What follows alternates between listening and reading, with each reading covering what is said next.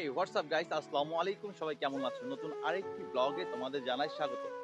তো গাইস, আজকে কিন্তু আমি আমার কোল্ড স্টোরেজের মেশিন রুম সম্পর্কে তোমাদেরকে ধারণা দেব এবং মেশিন রুমটা তোমাদের মাঝে কিন্তু আমি ঘুরে দেখাবো যে মেশিন রুমটা আসলে কেমন হয় কোল্ড স্টোরেজের।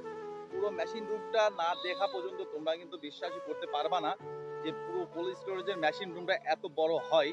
মানে দেখার পর তোমরা হয়তো বা মেশিন রুম দেখে এমন মতো মন্তব্য করতে পারো যে এটা কি ভাই কোনো জাহাজে আছেন কিনা। না, জাহাজে নাই, এটা চোখে দেখার পর বুঝতে পারবা যে আমরা কোল্ড স্টোরেজের মানে কুলিং সিস্টেমটা কিভাবে কাজ করে টোটালি আমি আজকের ভিডিওতে তোমাদের মাঝে তুলে ধরবো। আশা করি পুরো পুরো ভিডিও তোমরা আমার সঙ্গে থাকবা। তোমরা কিন্তু এখন দেখতে পাচ্ছ যে আমার পিছনের যে পানির ফোয়ারা যে পড়তেছে, এটা হলো আমাদের যে অক্সিজেনটা সরবরাহ করে এই পাইপটা, কিন্তু পানিগুলো কিন্তু সেটা কিন্তু ঠান্ডা রাখে। আমি এখন আস্তে আস্তে কিন্তু মেশিন রুমের ভিতরে যাবো।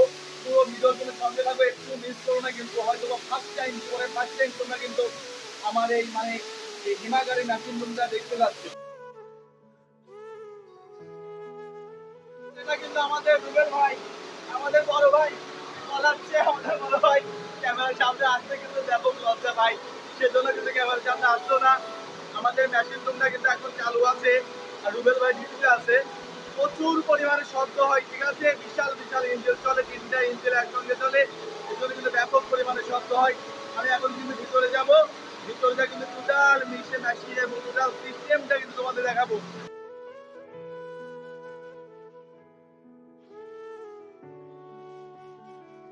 তো গাইস, এখন কিন্তু আছি আমি আমাদের মেশিন রুমের মধ্যে। তোমরা যে আমার পিছনে যে মেশিনগুলো দেখতে পাচ্ছ, এটাই কিন্তু মূল মেশিন আমাদের। বিরাট বিরাট মেশিন এখানে, ঠিক আছে। এখানে 4-5 ডিগ্রি কিন্তু এখানে আসলে বুঝবা, মানে এমন একটা ফিল হবে তোমাদের, তোমরা মনে করবে যে তোমরা জাহাজের মধ্যে আছো, কিন্তু বাস্তবে না। টোটাল কুলিং সিস্টেমটা কিন্তু নিয়ন্ত্রণ করা হয় আমাদের এই রুম থেকে। তোমরা যা জানো এই হিমাগার সিস্টেম মানে সিস্টেমটা, তারা কিন্তু জানো যে এখানে অ্যামোনিয়া গ্যাসের কিন্তু ব্যাপক ব্যবহার হয়।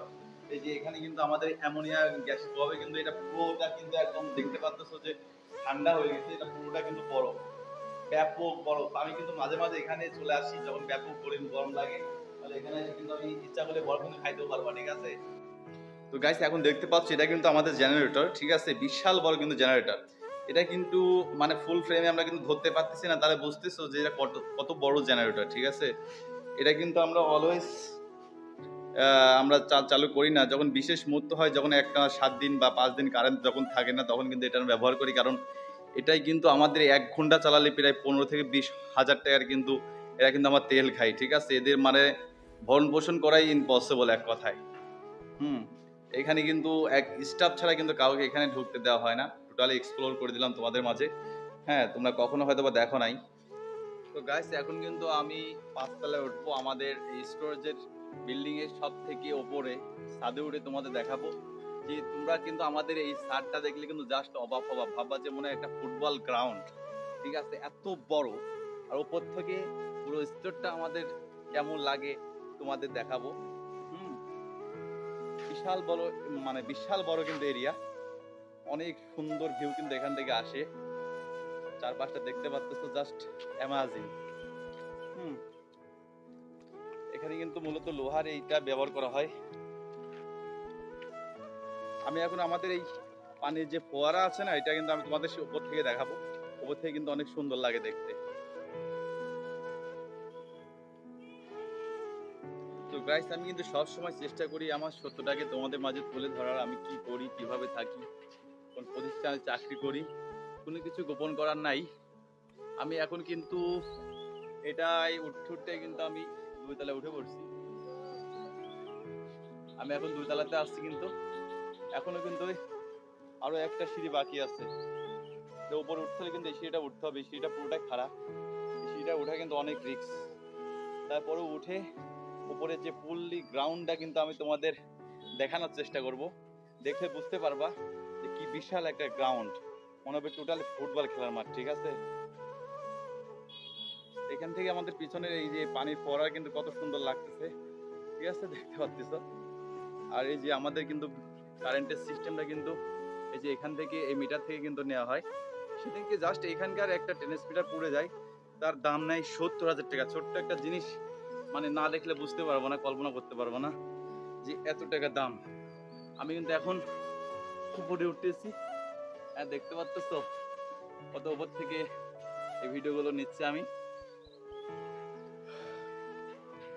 সো গাইস, এখন কিন্তু আমি পুরোপুরি উঠে আছি 5 তলাতে, আমাদের কোল্ড স্টোরেজের সব থেকে ওপর ফ্লোরে উঠে আছি। ওপর থেকে নিচের প্রকৃতিটা কত সুন্দর লাগতেছে দেখলে কিন্তু বুঝতে পারতেছো। এই দেখো আমাদের গ্রাউন্ড, দেখে কিন্তু মনে হবে পুরোপুরি একটা ফুটবল খেলার মাঠ। ঠিক আছে, এটা কিন্তু আমাদের কোল্ড স্টোরেজ অর্থাৎ হিমাগারের ছাদ, লাস্ট ফ্লোর অর্থাৎ ছাদ। আমি এখন কিন্তু কোল্ড স্টোরেজে, আমার স্টোরের কিন্তু ছাদে আছি। এই মাথা থেকে কিন্তু আরেক মাথা তুমি কিন্তু স্পষ্টভাবে দেখতে পারবা না, এতটাই বিশাল। হ্যাঁ, যখন খারাপ লাগে তখন কিন্তু আমি একান্তভাবে এখানে উঠে কিন্তু আমি বসে থাকি। ভালো লাগে এখান থেকে চারপাশটা দেখতে, প্রকৃতি দেখতে জাস্ট খুব ভালো লাগে। বন্ধুরা কিন্তু ওপর থেকে পিছনে যে গ্রামটা কতটা সুন্দর লাগে তোমরা কিন্তু বুঝতে পারতেছো। যে এই প্রকৃতি উপভোগ করতে কিন্তু আমি বারবার এই 5 তলাতে উঠে আসি আমাদের কোল্ড স্টোরেজের। আমি চেষ্টা করলাম পুরোপুরি ভাবে আমার মেশিন রুম সম্পর্কে তোমাদেরকে তথ্য দিতে, ঘুরে দেখাতে। ঠিক আছে, কেমন লাগলো ভিডিওটা আমি সঠিক জানি না। তো আমি সবসময় চেষ্টা করি আমার জীবনের বাস্তবটাকে তোমাদের মাঝে তুলে ধরার। সো গাইস, আজকের ভিডিও এই পর্যন্ত। এই ভিডিও তোমাদের কাছে কেমন লাগলো, এর আগে কেউ হচ্ছে মেশিন রুমে ঘুরছো কিনা কোল্ড স্টোরেজে, তাও কিন্তু কমেন্টে জানিও। আর যদি আমার ভিডিও একটু ভালো লেগে থাকে, আমাকে একটু ভালোবেসে থাকো, তাহলে কি আমাকে চ্যানেলটি সাবস্ক্রাইব করে আমার পাশে থেকো। সবাই সুস্থ থেকো, সাবধানে থেকো। সবাইকে ঈদ মোবারক, আল্লাহ হাফেজ।